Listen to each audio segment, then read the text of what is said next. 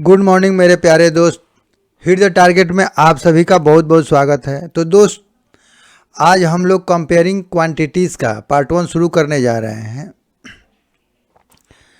तो दोस्त, सबसे पहले हमें ये देखना है कि ये कंपेयरिंग क्वांटिटीज़ क्या है। यानी कहने का मतलब है कि किसी भी क्वांटिटीज़ को कई रूपों में कंपेयर करना। कभी हम परसेंटेज से फ्रैक्शन में बात करते हैं, कभी फ्रैक्शन से परसेंटेज में बात करते हैं, कभी परसेंटेज से डेसिमल में बात करते हैं। तो यानी एक क्वांटिटी को हम कई तरह से कंपेयर कर रहे हैं, that is the comparing quantities. जैसे अगर हम बात करें कि दोस्त, जैसे हमने जैसे एक वाटरमेलन लिया, ठीक है ना। ओके, अच्छा, हमने वाटरमेलन, एक मिनट, हाँ, जैसे दोस्त हमने एक वाटरमेलन लिया, ठीक है। तो वाटरमेलन जैसे हमने लिया, हम बोल रहे हैं कि इसका हमें 1/4 चाहिए। तो ठीक है, हम इसको 4 हिस्सा में हमने डिवाइड कर दिया, ठीक है। ओके, तो दोस्त ये कितना हो जाएगा? ये 1/4, ये 1/4, ये 1/4, ये 1/4, ये हो जाएगा हमारा। ओके, तो हमने क्या किया, इस वाटरमेलन को, ये पूरा को 4 पार्ट में हमने इसको डिस्ट्रीब्यूट कर लिया, ठीक है ना। अब ये हमारा वाटरमेलन 4 पार्ट में डिवाइड हो गया, ठीक है ना। तो टोटल वाटरमेलन कितना 4 पार्ट में हो गया। अब हम बोल रहे हैं हमें एक हिस्सा चाहिए 1/4, ठीक है ना। अगर हमको चाहिए दोस्त 1/4, तो 1/4, तो ये हमारा ये एक हिस्सा मिलेगा हमको, ठीक है ना। तो ये हमारा हिस्सा मिल गया, ये मान लीजिए ये हिस्सा हमारा मिला, ठीक है। अगर इसी चीज़ को, तो हमने किस में बात किया, इसको हमने फ्रैक्शन में बात किया, ठीक है ना। इसको हमने फ्रैक्शन में बात कर लिया।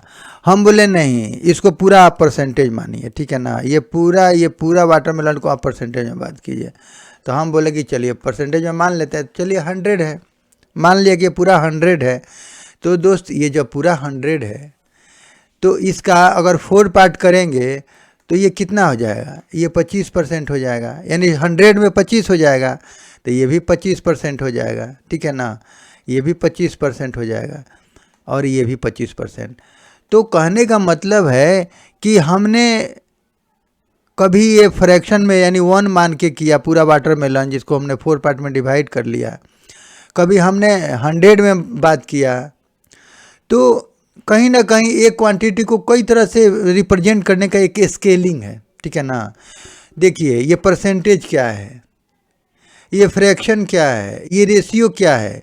किसी भी क्वांटिटी को कई तरह के रिप्रेजेंटेशन, कई रूप में हम इसको रिप्रेजेंट करते हैं, उसीलिए हम बोलते हैं इसको कंपेयरिंग क्वांटिटीज़, ठीक है ना। तो अगर हम जैसे बोलें कि ठीक है, तो 1/4 25%, तो अगर हमने 100 माना, तो 1/4 इंटू अगर 100 में गुणा कर दिया, तो ये हमारा 25%। तो देखिए, अब परसेंटेज में ये चेंज हो गया, ठीक है ना। तो कहने का मतलब कि आप परसेंटेज में बात कीजिए, आप फ्रैक्शन में बात कीजिए। अगर हम इसी चीज़ को बोलें कि हमारा ये हिस्सा, यानी ये इसका रेशियो क्या है, मैंने जो लिया और ये टोटल है, ये वाटरमेलन हमने जो इसको 4 पार्ट में डिवाइड किया है, तो इसका रेशियो क्या है। तो इसका रेशियो का मतलब है कि ये मतलब 1/4 है, इसका मतलब 1/4। यानी कहने का मतलब है कि अगर टोटल 4 है तो हमें 1 हिस्सा मिला। तो ये भी एक रिप्रेजेंट करने का तरीका है, ठीक है। तो ये कंपेयरिंग क्वांटिटी में एक ही तरह को हम चाहे जिस पे रिप्रेजेंट करें, चाहे परसेंटेज में रिप्रेजेंट करें या फ्रैक्शन में रिप्रेजेंट करें या इसी को डेसिमल में रिप्रेजेंट करें, ठीक है ना। तो ये कई तरह से ये रिप्रेजेंटेशन है, इसलिए हम इसको कंपेयरिंग क्वांटिटी में रखते हैं, ठीक है ना। तो अगर दोस्त इसको फ्रैक्शन में क्या बोल रहे हैं कि ये 1/4 है, ठीक है ना। जब हम परसेंटेज में बात करते हैं तो हम क्या करते हैं दोस्त, 1/4 इंटू 100, यानी ये 25%, ये हमारा कट गया, ये 25%। तो कहने का मतलब अब हम यहाँ परसेंटेज में बात कर रहे हैं। तो किसी भी फ्रैक्शन को अगर परसेंटेज में चेंज करना है तो हमें 100 से गुणा कर लेंगे, ठीक है ना। ठीक, और गुणा कर लेंगे, लेकिन हम परसेंटेज में लिखेंगे इसको, ठीक है। तो 25 हो गया था, यानी 25%, ठीक है ना। अब बुक में ऐसे भी दिया रहता है कि 1/2 100/100, और ये हमने 25 कटा दिया, और 25/100 को 25%, ठीक है, कोई बात नहीं, ठीक है, ये भी सही है, लेकिन हम शॉर्टकट वाला ये हिसाब है। तो कभी भी दोस्त अगर कोई फ्रैक्शन में है, अगर इसको फ्रैक्शन में हम अगर परसेंटेज में हमको उसको कन्वर्ट करना है, तो हम क्या करेंगे, तो हम इसको 100 से मल्टीप्लाई कर लेंगे, और ये लास्ट में जो आएगा उसको हम परसेंटेज में हम लिखेंगे। तो बात वही है, हमने अब परसेंटेज में बात किया था, हमने 25% बोलेंगे, हमको 25% चाहिए। हम फ्रैक्शन में बोलेंगे तो हमको बोलेंगे 1/4 चाहिए, ठीक है ना। उसी तरह से अगर हम बोलें कि हमें 3/4 चाहिए, ये वाटरमेलन का हिस्सा हमें 3/4 चाहिए, ठीक है। तो फिर हम क्या करेंगे इसको, देखिए, अब अगर हम फ्रैक्शन में बात करें तो दोस्त हम बोलेंगे जैसे 1/4 + 1/4 + 1/4, तो यानी 3/4 हो जाएगा। ये पूरा हिस्सा यहाँ से लेकर के ये पूरा हिस्सा हमारा ये हो जाएगा 3/4, ठीक है ना। तो ये 3 फ्रैक्शन में हुआ। अगर हम परसेंटेज में बात करें तो हम बोलेंगे कि नहीं, ये 25 25 25 यानी 75%, तो इसी को हम बोलेंगे 3 × 4 × 100, तो ये 25 यानी 75%। तो ये परसेंटेज में एक रिप्रेजेंटेशन करने का एक स्केलिंग है, ठीक है ना। तो ये रेशियो है, ये परसेंटेज है, ठीक है ना, और ये फ्रैक्शन है, ये सब सारे एक स्केलिंग है, ठीक है ना। तो जिस पे हमको मन करता है उस पे हम इस पे अपना दर्शाते हैं, ठीक है ना, इस पे हम बात करते हैं, ठीक। अब हम लोग थोड़ा सा आगे देखते हैं। देखिए, तो जैसे ये दिया हुआ है कि relation between percentage and fractions, तो अगर परसेंटेज दिया है तो उसको हम कैसे फ्रैक्शन में चेंज करेंगे, ठीक है। अगर मान लीजिए दिया है कि ये 25%, तो इसको क्या लिखेंगे 25/100, तो ये बेटा कितना हो जाएगा 1/4, तो ये 1/4 हो गया। अब इसको अगर ये फ्रैक्शन में हो गया, तो कहने का मतलब है कि ये परसेंटेज में है, तो ये फ्रैक्शन में हो गया। अब बोलेगा फ्रैक्शन से परसेंटेज में चेंज कीजिए, तो क्या करेंगे, तो देखिए, अब 1/4 है, इसको हम परसेंटेज में चेंज करना है, तो 100 से मल्टीप्लाई कर देंगे 25, तो ये 25%, तो देखिए ये हमारा ये परसेंटेज में चेंज हो गया। तो इस तरह से हम इसका कन्वर्जन करते हैं। कभी फ्रैक्शन दिया रहेगा, उसे परसेंटेज में चेंज करना है, तो 100 से मल्टीप्लाई कर देंगे। अगर वो परसेंटेज में दिया है, जैसे ये 25% दिया है, तो इसको फ्रैक्शन में कर लेंगे। जैसे बोल देगा 40% को आप फ्रैक्शन में चेंज कीजिए, तो 40/100 का डाल लेंगे, 2 दूनी के 4, 2 5 10, यानी 2/5, ये फ्रैक्शन में हो गया। अब बोल देगा कि इसको आप रेशियो में लिखिए, तो ठीक है, इसका रेशियो क्या हो जाएगा 2/5, यानी 2:5। तो ये है सारा, ये रिप्रेजेंटेशन है और कुछ नहीं है। तो इस तरह से कोई भी परसेंट को अगर फ्रैक्शन में करना है तो 40/100 कटा लीजिए और सिंपलर फॉर्म में लिख लीजिए, और दैट इज़ अ फ्रैक्शन, ये फ्रैक्शन हो गया, ठीक है ना। इसी तरह से अगर हम इसका सेकेंड का रिलेशन का बात करें, अगर देखिए जैसे ये हमारा है ये, हाँ, relation between percents and decimals, ठीक है ना। तो परसेंट से डेसिमल में करना है कन्वर्ट इसको, तो उसी तरह से जैसे हमारे 25% है, तो इसको 25/100 लिखेंगे, और इसको क्या करेंगे, अब पॉइंट बैठा देंगे 0.25, तो ये क्या हो गया हमारा परसेंटेज से ये हमारा डेसिमल में चेंज हो गया। अगर बोलेगा कि डेसिमल से आप परसेंटेज में चेंज कीजिए, तो बेटा 25/100 ये मतलब ये ख़त्म हो जाएगा, तो इसका 1 हो जाएगा। 2 है इसमें बेटा ये अंक, वो डिजिट 2 है, तो दोस्त ये हमारा 25% हो जाएगा, ठीक है। तो ये काफ़ी इजी है। कोई अगर जैसे ये हमने लिख लिया और 100 से मल्टीप्लाई कर देंगे, तो ऐसे भी ये 25%। तो देखिए ये 25%, तो इस तरह से हम डेसिमल को भी परसेंटेज में चेंज कर देंगे, या फ्रैक्शन से जब भी हमें अगर परसेंटेज में चेंज करना है। अब इसी चीज़ को अब जैसे 1/4 हो जाएगा ये, ठीक है। अब देखिए ये 25/100 है, तो ये कितना हो जाएगा 1/4, तो ये 1 क्या हो गया हमारा, ये फ्रैक्शन हो गया, ठीक है ना। अब इसी फ्रैक्शन को अगर हमें चेंज करना है किस में, परसेंटेज में, तो हम क्या करेंगे, तो देखिए 1/4 × 100। तो ये बेटा ये फिर कट जाएगा और ये फिर 25% हो जाएगा। तो हम कहीं भी चेंज कर सकते हैं, किसी रूप में कंपेयर कर सकते हैं। तो इस तरह से एक क्वांटिटी का कई रूपों में कंपेयरिंग करना ही ये कंपेयरिंग क्वांटिटी में आता है, ठीक है ना। तो इस तरह से हम चेंज कर लेंगे। जैसे अगर अब एक और बात करें, देखिए relation between percents and ratios. तो देखिए वही हम जिनने जैसे ऊपर बात किया कि अगर कोई परसेंटेज में दिया हुआ है परसेंट्स में, तो उसको रेशियो में कैसे हम डिनोट करेंगे। जैसे अगर हम बोलें कि जैसे ये वाटरमेलन का ही हमने बात किया कि ठीक है हमने वाटरमेलन का हमने 25% हमने इसका हिस्सा लिया, ठीक है ना, 25%, ठीक है। तो दोस्त ये 25%, ये 25%, ये 25%। तो ये बताइए हम बोलेंगे कि अगर ये मेरा जो हिस्सा है और ये टोटल का हिस्सा का रेशियो क्या है। तो देखिए जैसे अगर हम बोलें कि ये हमने हिस्सा ले लिया, ठीक है ना, ये हमने ले लिया एक हिस्सा, तो एक हिस्सा ले लिया तो यानी 25 ले लिया, 25 ले लिया, तो ये टोटल का रेशियो क्या है, 100 है, 100 है। तो इसको कटा लेंगे तो 50 25 और 5 दूना 10 20 और 5 से कम 5 चौके। तो बेटा ये कितना हुआ, 1:4। तो यानी 1:4 ये बता रहा है कि आपने जो लिया ये 1, ये जबकि टोटल है 4, तो 4 यानी टोटल हिस्सा कितना था, 4 था, उसमें हमने कितना लिया, 1 हिस्सा लिया, ठीक है ना। तो यानी दोनों का रेशियो क्या है, यानी मेरा हिस्सा और टोटल का रेशियो क्या है, तो 1:4 हो गया।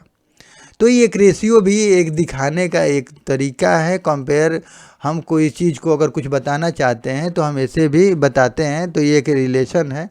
अब देखिए अब जैसे बोल देगा 50% को आप रेशियो में बताइए, तो क्या हो जाएगा, तो 50/100, तो ये 2 हो जाएगा। तो यानी 1/2, अब इसी को रेशियो में लिखना है तो 1:2 हो जाएगा, ठीक है ना। अगर उसी तरह से बेटा अगर हमने बात किया 35%, इसका बात कर रहे हैं, तो देखिए 35/100 कर लीजिए और 5 7 35, 5 दूना 10 20, ठीक है ना। तो बेटा 7/20, अब इसको क्या बोलेंगे, 7:20। तो ये एक रेशियो है, ठीक है ना।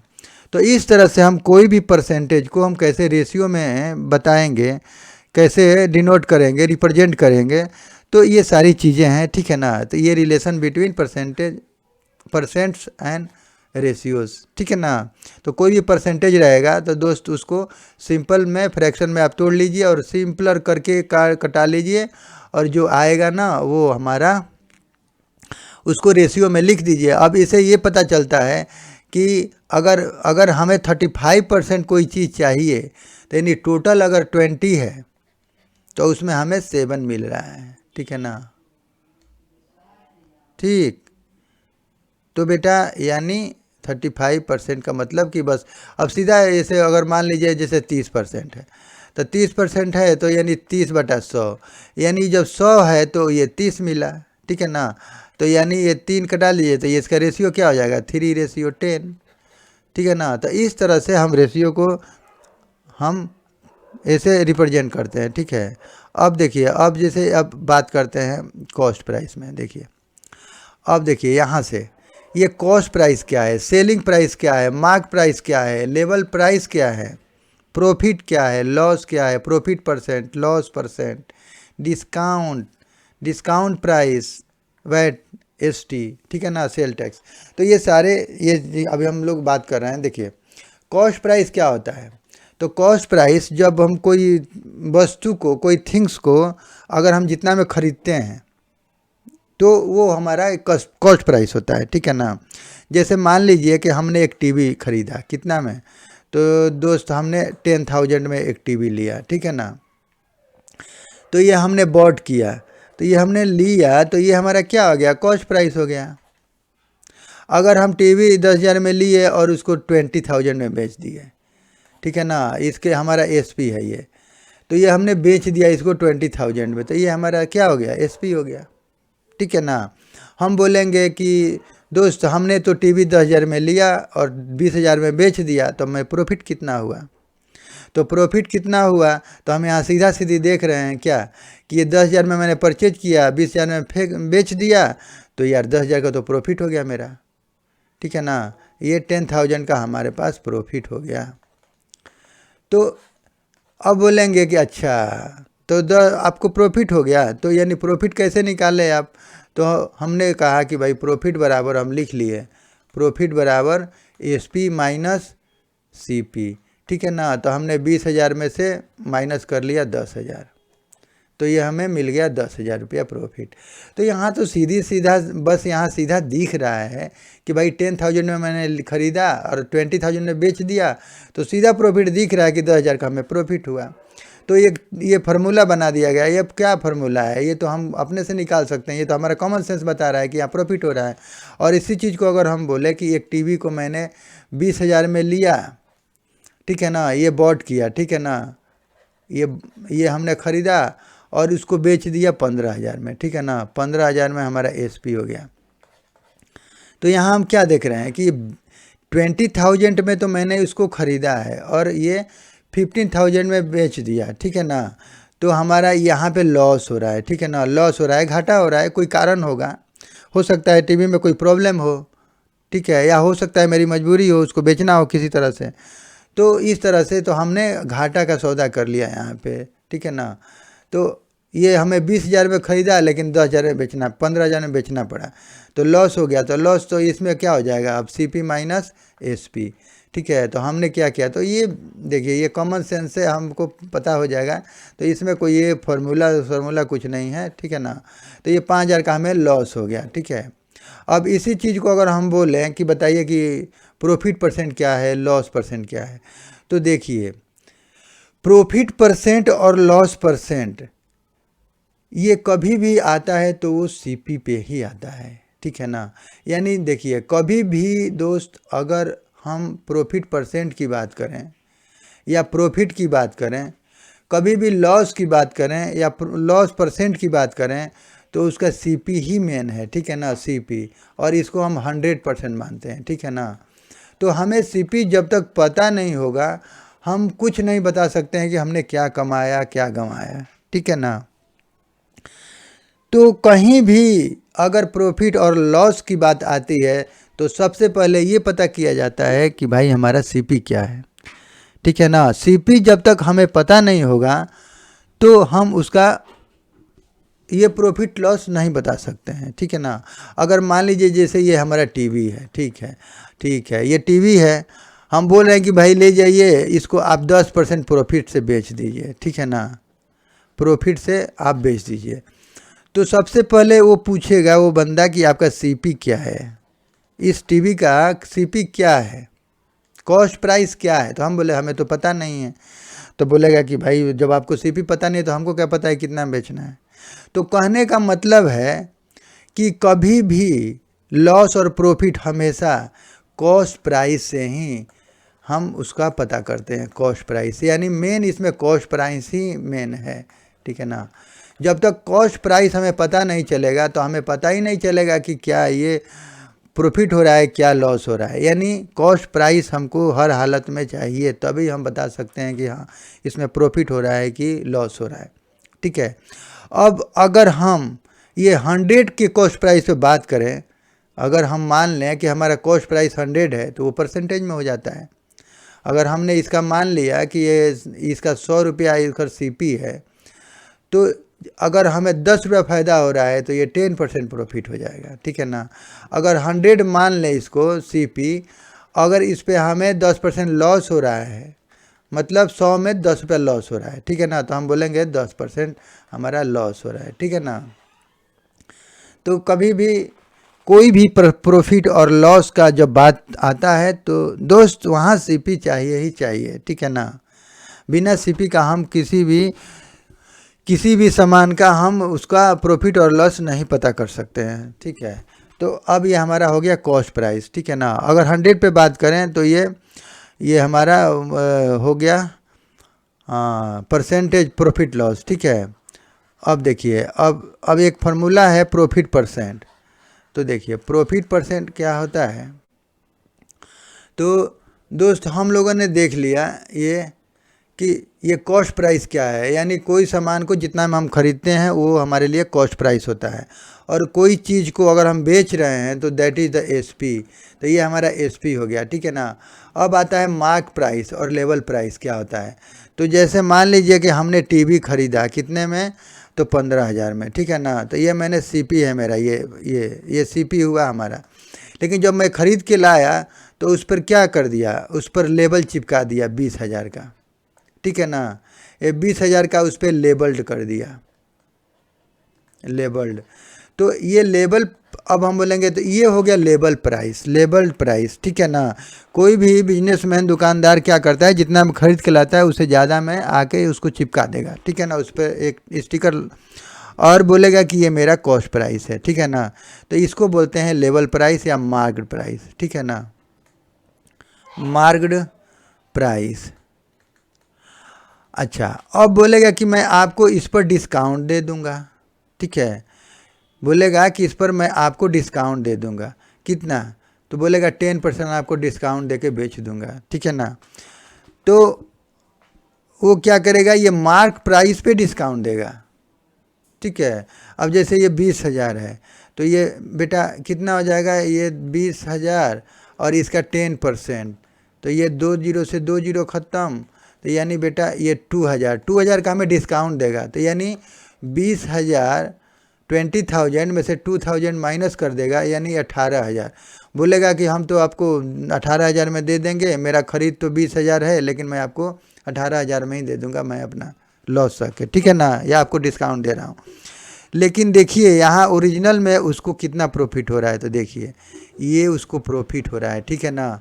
अब देखिए यहाँ पे प्रॉफिट कितना हुआ, तो ये इसको 3,000 रुपये का यहाँ पे भी प्रॉफिट हुआ, ठीक है ना। तो हम बोलेंगे कि इसका प्रॉफिट 3,000, तो प्रॉफिट परसेंट क्या हुआ, तो प्रॉफिट परसेंट बराबर, तो दोस्त प्रॉफिट इंटू 100 बाई सीपी। तो हम निकाल लेंगे, इसका प्रॉफिट हो गया 3,000, अच्छा, इंटू 100, और सीपी था कितना 15,000, ठीक है ना, 15,000। तो दोस्त इसको फ़ायदा कितना हो गया, 3 5 15, 5 दूना 10 20, यानी बेटा इसको 20% का प्रॉफिट हो गया। तो देखिए वो डिस्काउंट देने के बाद भी ये 10% डिस्काउंट दिया और ये 18,000 में बेच रहा है, फिर भी उसको कितना 20% का प्रॉफिट हो रहा है, ठीक है। तो ये हमारा होता है मार्क प्राइस, और डिस्काउंट हमेशा मार्क प्राइस पे ही कैलकुलेट किया जाता है, ठीक है, ओके। तो इस तरह से ये मार्क प्राइस या लेवल प्राइस इसको हम बोलते हैं। अच्छा, प्रॉफिट हमने देख लिया, लॉस देख लिया, प्रॉफिट परसेंट, लॉस, और डिस्काउंट के बारे में भी हमने बात कर लिया। देखिए, तो आप एक दो फार्मूला आप याद रखिए कि एक प्रॉफिट परसेंट, एक लॉस परसेंट, ठीक है ना।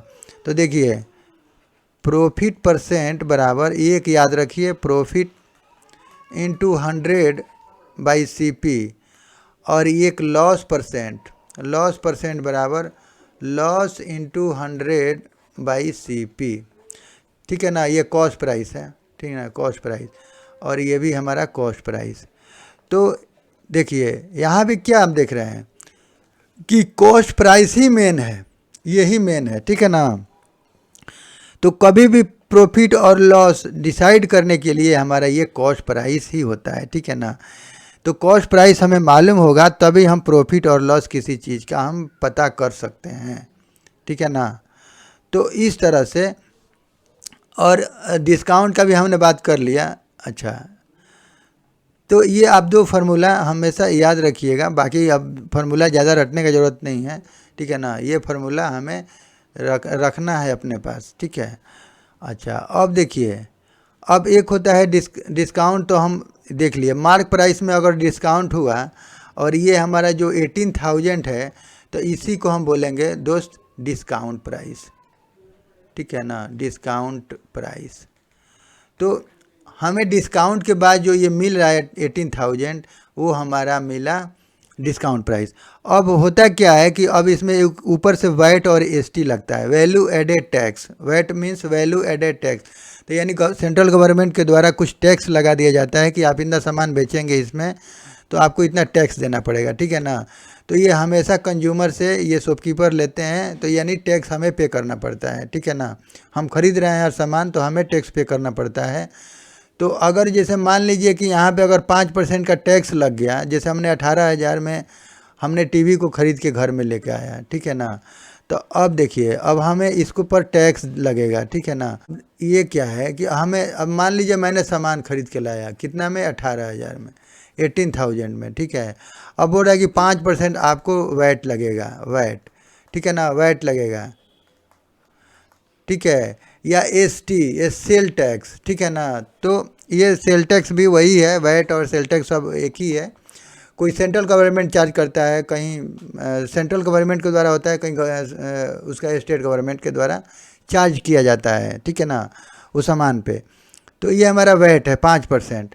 तो अब हमें ये कितना में अब हमें देना पड़ेगा, किसको, इस पे, जो हम ये इस पे अगर हम बोट कर रहे हैं 18,000 हमारा ये सीपी है हमारे लिए, अगर तो हमारा अब इस पे वैट लगेगा। तो यानी 18,000, 18,000 प्लस, बेटा ये 5% वैट देना है, तो 5% ऑफ 18,000। तो दोस्त ये हो जाएगा हमारा 18,000 प्लस 5/100 इंटू 18,000। तो ये 2 जीरो से 2 जीरो कट गया, 18×5 = 90, यानी 900। तो यानी 18,000 प्लस 900 यानी 18,900। तो अब हमारा ये सीपी हो गया, मतलब ये कॉस्ट प्राइस, अब ये कॉस्ट प्राइस हमारा इतना हो गया, ठीक है ना।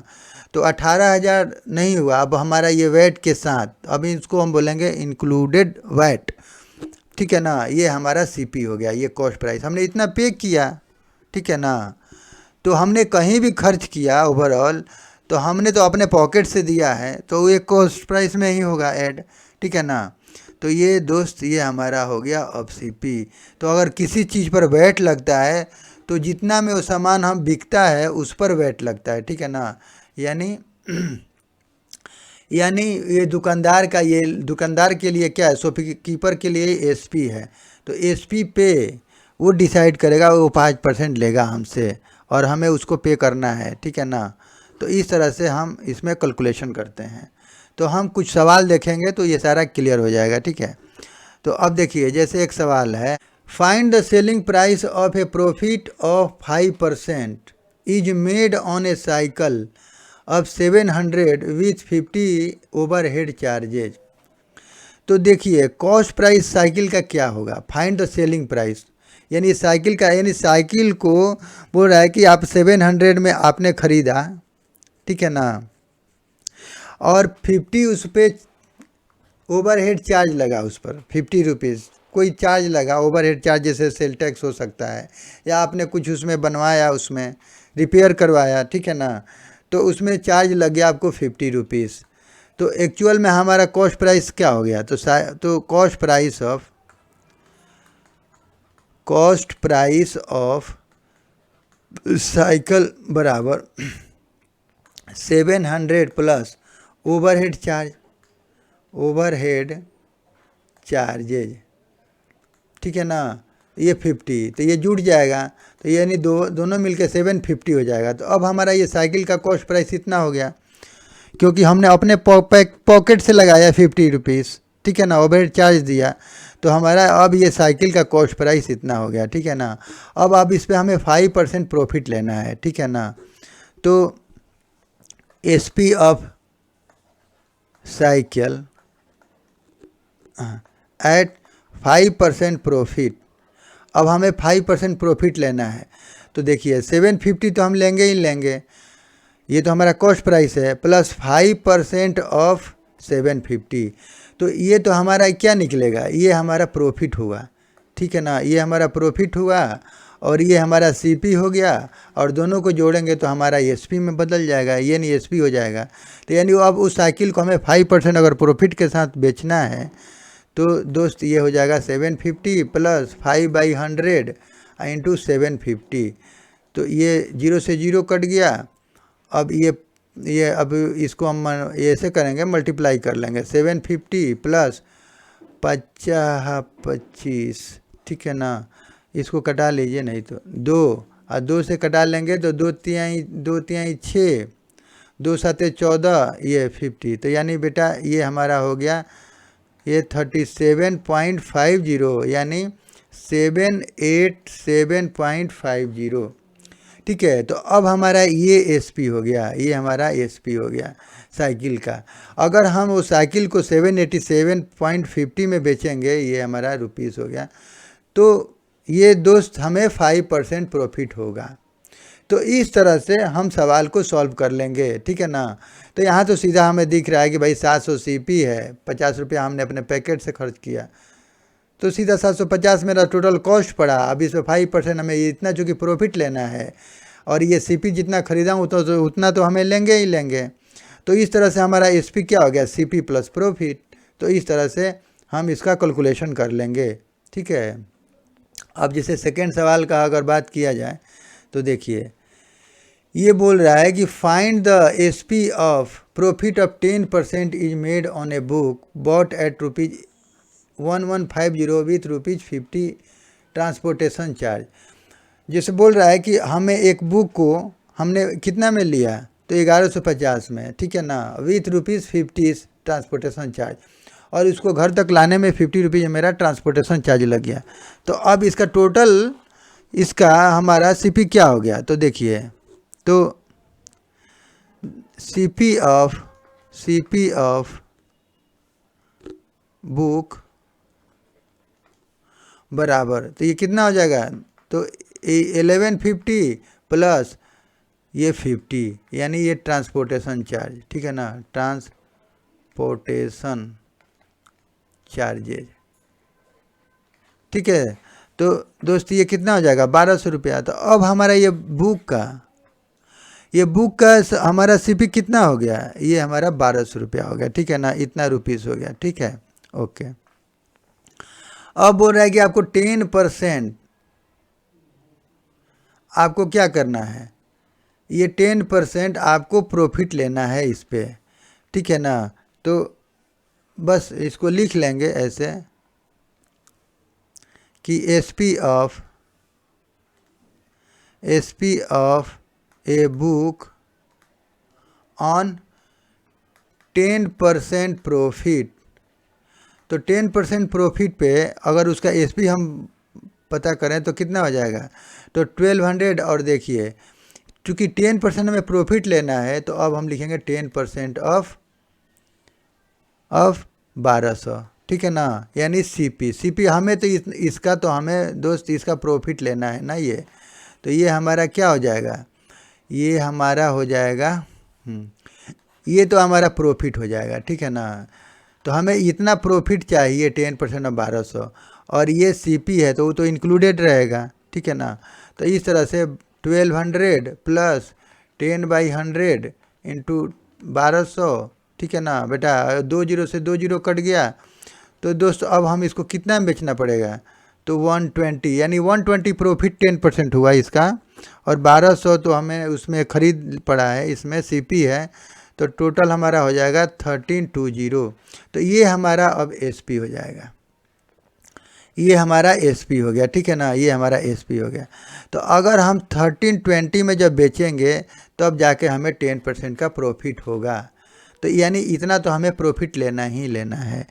तो कहीं ना कहीं हम देख रहे हैं कि प्रॉफिट और लॉस हमेशा सीपी पे ही हम उसको बता सकते हैं या उसको डिफाइन कर सकते हैं, ऑब्टेन कर सकते हैं, ठीक है ना।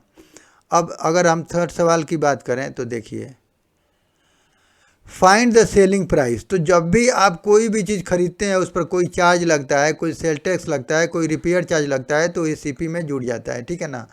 बोल रहा है find the selling price if profit of 10% made on A fan bought for ₹560 and expenses ₹40 made on it's repair. तो भाई रिपेयर कर रहे हैं तो हम अपने पॉकेट से दे रहे हैं ना उसको, तो सीपी में इंक्लूड होगा, चाहे ट्रांसपोर्टेशन चार्ज दें, वैट दें, रिपेयर करवाएं, ओवरहेड चार्ज दें, कोई भी चार्ज अगर एक्स्ट्रा हम उस पर खर्च करते हैं तो हमारा सीपी में जुड़ जाएगा, वो तो हमारा खर्च हो रहा है। तो हम लिखेंगे कि cost price of A fan fan, तो ये बेटा 560 में तो हमने ख़रीदा था, प्लस 40, ये कौन सा चार्ज हो गया? तो ये रिपेयर चार्ज, ठीक है ना, रिपेयर चार्जेज, ठीक। तो दोस्त ये कितना हो जाएगा? ये 600। तो एक्चुअल में सीपी हमारा कितना निकल गया? 600। अब बोल रहा है 10% आप प्रॉफिट लीजिए उस पर, ठीक है ना। तो आप 10% प्रॉफिट के लिए ऑन 10% प्रॉफिट एसपी ऑफ, ये सेलिंग है, ठीक है ना दोस्त, ये सेलिंग प्राइस है। तो सेलिंग ऑफ ए फैन, तो ये फैन तो बेटा कितना हो जाएगा? तो 600 तो हम लेंगे ही लेंगे। अब इस पर हमें 10% का प्रॉफिट भी चाहिए, ठीक है ना। तो ये हमने ले लिया। तो देखो देखिए ये 600 और दोस्त ये कितना हो जाएगा? 600, 10/100, ये ख़त्म, ये कट जाएगा। तो ये बेटा कितना हो जाएगा? 600 प्लस 60 यानी 660। तो ये जो अमाउंट हुआ ये हमारा एसपी हो गया, ठीक है ना। ये 10% पर हमें इतना बेचेंगे तभी हमें 10% प्रॉफिट होगा, ठीक है ना। तो इस तरह से हम बिल्कुल करते हैं आराम से कैलकुलेशन, ठीक है ना। और इस सब सवाल में कोई ज़्यादा नहीं है। हमें देखिए कॉमन सेंस से समझ में आ रहा है कि जो भी चार्ज हम पे करेंगे अपने एसपी में जोड़ेंगे, ठीक है ना, क्योंकि हमारे पॉकेट से खर्च हो रहा है। तो इस तरह से जोड़ के हम सीपी निकाल लेंगे और सीपी निकाल के 10% आप निकाल लीजिए, ठीक है ना। 10% ऑफ 600 और इस तरह से हम इसको अपना सीपी निकाल लेंगे या हाँ इसका एसपी निकाल लेंगे, ठीक है। अब जैसे ये एक सवाल है, देखिए ए प्राइस ऑफ टीवी ₹13,000, यानी एक टीवी का प्राइस है 13,000, ठीक है। द सेल टैक्स 12%, यानी उस पर सेल टैक्स 12% लग रहा है, ठीक है, okay. Find the amount that Vinod will have to pay, तो विनोद को कितना पे करना पड़ेगा? तो भाई टीवी को वो 13,000 में तो ये खरीद रहा है, उस पर उसको सेल टैक्स 12% देना है। तो the amount paid by Vinod, तो विनोद के द्वारा, तो देखिए ये 13,000 तो देगा ही देगा, प्लस ये टैक्स भी तो उसको देना पड़ेगा। तो इसलिए 12% ऑफ 13,000 ये हमारा क्या है? टैक्स है, ठीक है ना, वैट है, जो भी है टैक्स है, ये हमें पे करना होगा। तो उस तरह से अब विनोद को कितना पे करना होगा? तो 13,000 प्लस 12/100 इंटू 13,000, ठीक है। अब बस इसका कैलकुलेशन हम धीरे से इसका काम तमाम करेंगे। तो देखिए ये हमारा 13,000 अब प्लस, अब 12 में, अब 13 में आप गुणा कर लीजिए। तो देखिए 2 3 6, 2 एकम 2, 3 1 6 5 1 156, यानी 15610, ठीक है ना, 10 है ये। तो हमने 10 लगा लिया, तो 13 यानी 14,560। तो ये जो हमारा ये अमाउंट निकला, ये अमाउंट ये विनोद के द्वारा पे करना पड़ेगा, ठीक है ना, ये अमाउंट विनोद को पे करना है। तो हमने यहाँ क्या देखा कि जो भी दोस्त अगर सेल टैक्स या वैट कोई भी देना है, एसटी देना है, तो हमें उसमें जितना में हम खरीद रहे हैं उस पर फिर उतना उसी पे ये चार्ज दे के पे करके और हमें लेना पड़ेगा। तो ये हमारे लिए विनोद के लिए क्या हो गया? Cost price. ये हमारा ये सवाल है, the cost of pair of shoes ₹900, the sale tax charge. तो भाई सेल टैक्स तो हमें एक्स्ट्रा पे करना पड़ेगा ना, 900 के ऊपर 900 का 5% देना पड़ेगा, ठीक है ना। तो कोई सामान अगर हम खरीदते हैं तो जितना हमारा उस सामान का कॉस्ट प्राइस है उसके ऊपर से फिर सेल टैक्स उसी पे उस पर निकाला जाता है, ठीक है ना, लिया जाता है उसी पर कॉस्ट प्राइस पे ही। तो इस तरह से तो फाइंड द बिल अमाउंट, तो टोटल बिल अमाउंट देखिए, total bill amount of a pair of shoes, तो ये कितना हो जाएगा? तो ये 900 तो आपको देना ही देना है, हमें सेल टैक्स 5% दे रहे हैं, ठीक है ना। तो ये 5% ऑफ 900 हमें ये तो हमारा टैक्स हो गया, ठीक है ना। तो ये तो हमें पे करना ही करना है। तो इस तरह से हमारा अमाउंट हो जाएगा 900 प्लस 5/100 इंटू 900। तो दोस्त इससे ये कट गया, तो दोस्त ये 900 प्लस 45, तो ये 945 हमारा ये आंसर हो गया, ठीक है। तो इस तरह से हमने क्या देखा कि कोई भी अगर हम टैक्स दे रहे हैं तो हमें उसके ऊपर से चार्ज देना पड़ेगा। अगर डिस्काउंट हो रहा है तो मार्क प्राइस पे डिस्काउंट होता है, प्रॉफिट लॉस होता है तो उसको हम किस पे डिसाइड करते हैं, तो सीपी पे हमेशा ये डिसाइड होता है, ठीक है ना।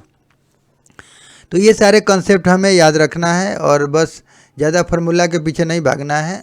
जितना हमें ज़रूरत होगा हम उतना ही फार्मूला यूज़ करेंगे, उतना ही रिमेंबर करेंगे और फिर हम आगे सवाल देखेंगे। बिल्कुल ईजीएस्ट वे में सब सॉल्व हो जाएगा। थोड़ा बस जितना ज़रूरत हो उतना फार्मूला आप याद कीजिए, ठीक है ना। कैलकुलेशन खूब कीजिए, ठीक है बेटा। तो आज के लिए बस इतना ही। तो अगर दोस्त वीडियो अच्छा लगे तो प्लीज़ सब्सक्राइब कर दें एंड लाइक और बेल आइकन्स को भी प्रेस कर दें ताकि मेरे अगले न्यू वीडियो का नोटिफिकेशन आपको समय से मिल सके। और अपने फ्रेंड्स को भी शेयर कीजिए। और वीडियो देखने के लिए दोस्त आपका बहुत बहुत धन्यवाद। Thank you.